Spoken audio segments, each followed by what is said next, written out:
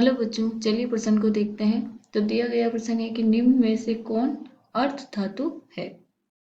विकल्प ए है फॉस्फोरस, विकल्प बी है आर्सेनिक, विकल्प सी है सल्फर, विकल्प डी है आयोडीन। तो सबसे पहले हम ये पता करेंगे कि अर्ध धातु होता क्या है और फिर सही विकल्प का चुनाव करेंगे हम। तो सबसे पहले हम लिखेंगे मुख्य अवधारणा। तो वो क्या हो जाएगी कि तत्वों के गुणों के आधार पर वर्गीकरण।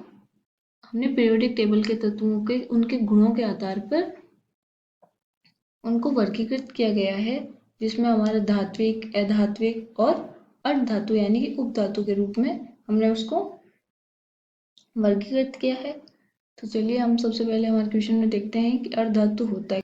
अर्धधातु क्या होते हैं कि ऐसे तत्व जिनमें धात्विक व अधात्विक दोनों गुण उपस्थित हो, तो उनको हम क्या बोल देते हैं, अर्धधातु।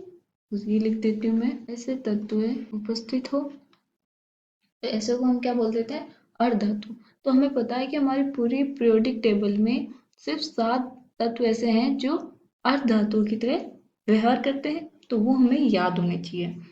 तो हमारे हम लिख लेते हैं यहाँ पे कौन कौन से होते हैं अर्धधातु। पहला बी बोरॉन, दूसरा सिलिकॉन, तीसरा जर्मेनियम, चौथा आर्सेनिक, पांचवा एंटीमनी Sb, छठवा कौन सा है, टेलोरियम Te, और सातवां पोलोनियम।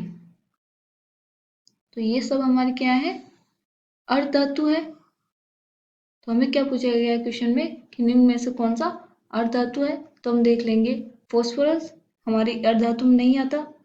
आर्सेनिक, देखो यहाँ पे है हमारा आर्सेनिक, ये हमारा आर्सेनिक है यहाँ पे, इसका मतलब ये क्या है, हमारा अर्धधातु है।